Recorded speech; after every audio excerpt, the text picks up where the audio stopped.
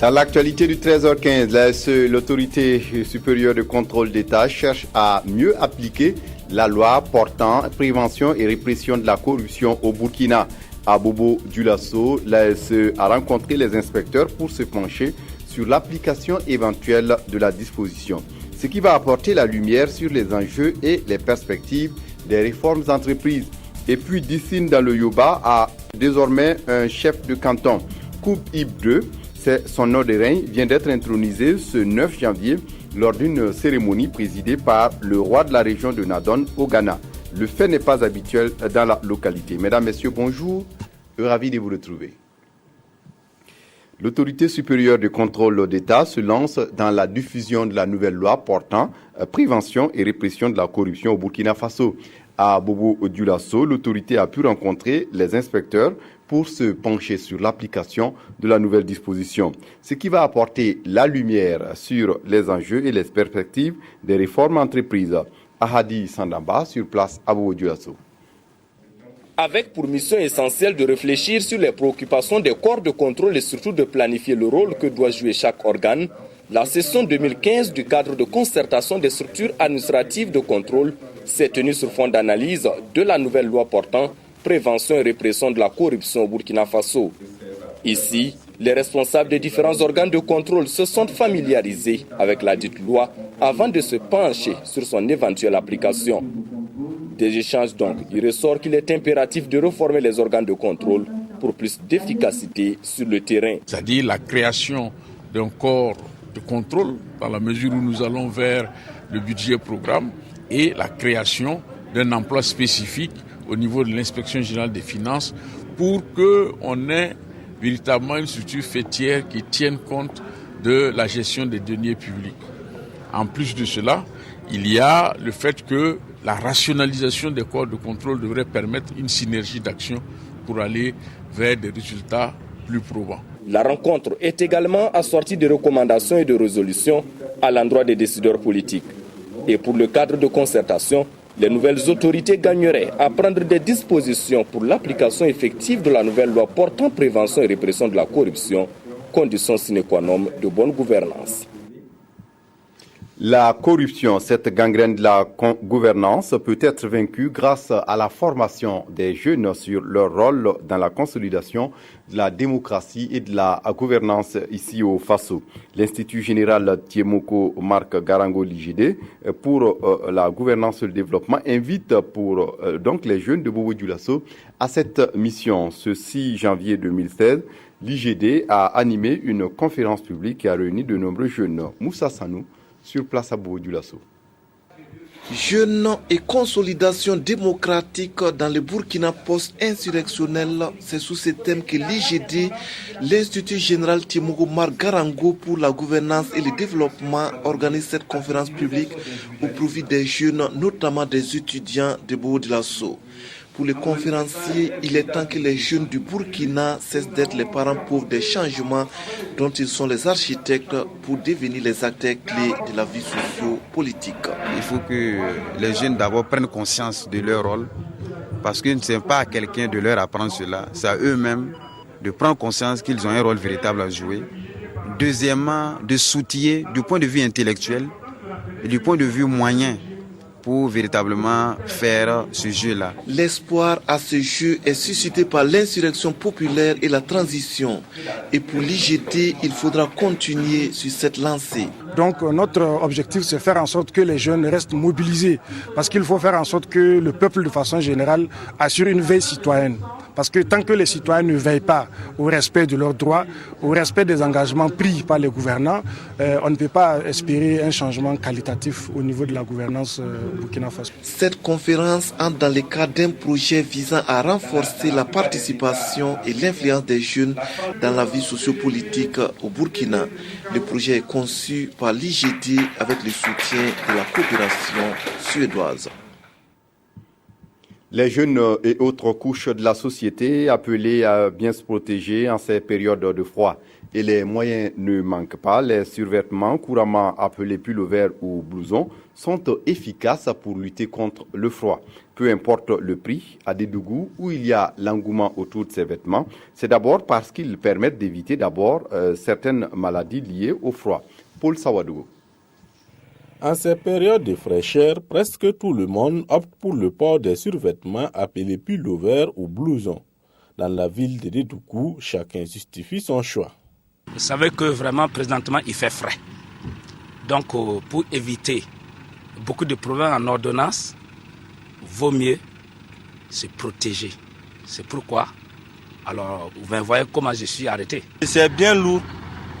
Ouais. Puis quand tu portes ça, tu prends un peu chaud, quoi. Voilà. Ces 2 temps-là, la fraîcheur sévit. Et pour se protéger, on est obligé de se masquer comme ça. Pour ne pas avoir de petits soucis après. Ces survêtements, friperies ou neufs, sont vendus à des prix diversifiés dans la ville. Moi, mes blousons là, ça a 2 bahts. De base, ça a 7 000 à 2 bahts. Souvent, 4 000 peut prendre. Comme cela, là, on vend ça à 3 250. Et puis 3 000. On peut donner ça à 2 500. C'est pas même qualité, quoi. Il y a le moins cher, il y a ce qui est un peu cher là. Le pullover ou le blouson est un moyen de lutte contre le froid. Il permet d'éviter un certain nombre de maladies liées au froid. Les maladies ORL dont je parlais tantôt sont beaucoup plus représentées, notamment les angines, les sinusites, les rhinobronchites. Voilà. C'est surtout ces cas-là qu'on reçoit actuellement énormément. Il faut éviter de prendre froid, donc il faut s'habiller le plus chaudement possible, porter des pullovers, de se protéger au maximum pour éviter, bien sûr, de tomber malade. Force est de reconnaître que ces survêtements ne couvrent pas tout le corps, mais restent l'un des moyens efficaces de lutte contre le froid. Un projet pour diagnostiquer les maladies animales par des techniques moléculaires. L'initiative est du laboratoire de recherche et d'enseignement en santé et biotechnologie animale de l'université de Bobo-Dioulasso. Le projet a mené des études sur le terrain et les résultats viennent d'être exposés ce 9 janvier à Bobo-Dioulasso. Mireille Karoy-Tougouma sur place pour le point. Faire le bilan sur leurs recherches en matière d'optimisation de la production animale, c'est tout l'enjeu du présent atelier. 3 jours durant, ces enseignants, chercheurs et étudiants vont devoir capitaliser les résultats acquis en matière de biotechnologie appliquée à l'amélioration de la santé et des productions animales. Il s'agit de faire le point des activités de recherche menées par les étudiants et les enseignants-chercheurs qui ont bénéficié des mobilités dans le cadre de ce projet. Un projet qui a eu pour but d'accroître les capacités des acteurs du domaine en matière d'enseignement et de recherche en santé animale. Et cela à travers de nouvelles approches. Vous prenez nos vaches locales, vous amenez la semence de races améliorées, comme on dit races exotiques, qui produisent beaucoup. Et puis on fait un croisement et on obtient des métis. Et ces métis produisent quand même plus que nos races locales. L'élevage demeure une activité socio-économique importante en Afrique de l'Ouest. D'où la nécessité de la recherche dans ce secteur. Et c'est dans ce contexte qu'un partenariat reliant l'Université polytechnique de Bobo-Dioulasso et l'École inter-État des sciences et médecine de Dakar est né. Un partenariat sur la recherche financé par l'Agence universitaire de la francophonie à plus de 19 millions de francs CFA. Et puis les animaux au centre de la promotion culturelle, le Festival des chameaux du Sahel qui se tient chaque début d'année à Gorom est devenu aujourd'hui une référence dans la région. Cette année encore, du 8 au 9 janvier dernier, le festival a tenu ses promesses à travers spectacles de courses de chameaux, spectacles de musique et de danse nomade. Outre la culture, le festival aide aussi au développement de la région à travers la construction d'infrastructures comme des écoles. Joseph Bambara, sur place à Dori pour le compte-rendu. C'est par cette victoire de Mohamed Agouma de l'équipe de Gorom que s'achève cette 13e édition du Festival du Chameau, des Arts et de la Musique du Sahel, Festicham. Ce festival débutait le 8 janvier par une conférence sur la paix et la réconciliation, animé par le juriste Abdul Karim Sango, a connu son point d'orgue avec la course de chameaux qui a opposé les équipes de Gorom Gorom, de Djibo et de Dori. La compétition s'est déroulée en 2 phases. D'abord la phase éliminatoire qui a vu une course interne entre les chameliers de chaque équipe, à la suite de laquelle les 3 premiers des différentes équipes se sont mesurés en finale. C'est un festival de développement et non un festival simplement pour fêter et s'amuser, mais c'est simplement pour réfléchir et essayer de voir qu'est-ce que l'on peut faire ensemble pour le succès de notre région. Ce festival a été l'occasion pour ses partenaires historiques, le réseau des villes de la province de Turin, région de Piemonte en Italie, de faire parler leur cœur. En effet, ils ont posé la première pierre de l'école de Gunture et celle du siège du Festicham. Le directeur de cabinet du ministre de la Culture a réaffirmé l'accompagnement technique, logistique et financier de son département au Festicham, notamment par le biais du Fonds de développement culturel et touristique. Les 6 premiers de cette 13e édition du Festival du Chameau, des arts et de la musique du Sahel Festicham ont reçu des prix qui varient entre 15 000 et 125 000 francs CFA et des lots en nature. Je vous le disais en titre, le fait n'est pas habituel dans la région du Sud-Ouest, l'intronisation d'un chef de canton à Dissine dans le Yoba. Jean Somda, ancien président de la Cour de cassation du Burkina, répond désormais au nom de rien de Koub Ibd. Il a été intronisé ce samedi 9 janvier 2016 à Dissine lors d'une cérémonie présidée par le roi de la région de Nadon au Ghana. Le film des événements avec Christophe Da. Solennellement, Sa Majesté Koub Ibd reçoit des mains du roi Namfa II de Dano les insignes qui lui confèrent le titre de nouveau chef de canton de Dissine. Au rang des invités, d'éminentes autorités administratives et religieuses et les chefs traditionnels de Goursi et de Nandom au Ghana, le chef intronisé a un rôle purement traditionnel. Ils m'ont dit l'autre jour, écoutez, il y a des problèmes quand nous allons chez le préfet, il dit je ne peux pas régler. Retournez chez votre chef, on n'en a pas. C'est donc à la demande de la population locale que Koub Ibd hérite aujourd'hui du nom et du trône du premier chef de canton de Dissine, qui n'est autre que son père décédé en 1976 et dont la succession s'était arrêtée. Jean-Émile San, petit, il a vu le travail du premier chef de canton et ce qu'il faisait était très bien parce qu'il arrivait à rassembler les différents chefs de village pour vraiment travailler dans le sens de la cohésion. Le chef, c'est lui qui est à la place du juge ou du préfet. Donc c'est lui que les gens écoutent dans le village. 22 chefs de village relevant de l'autorité du canton de Dissine reçoivent également leur couronne en signe d'allégeance à Sa Majesté Koub Ibd. Le nouveau chef de canton fait le serment de concilier tradition et modernité pour contribuer au développement et à la cohésion sociale au Burkina.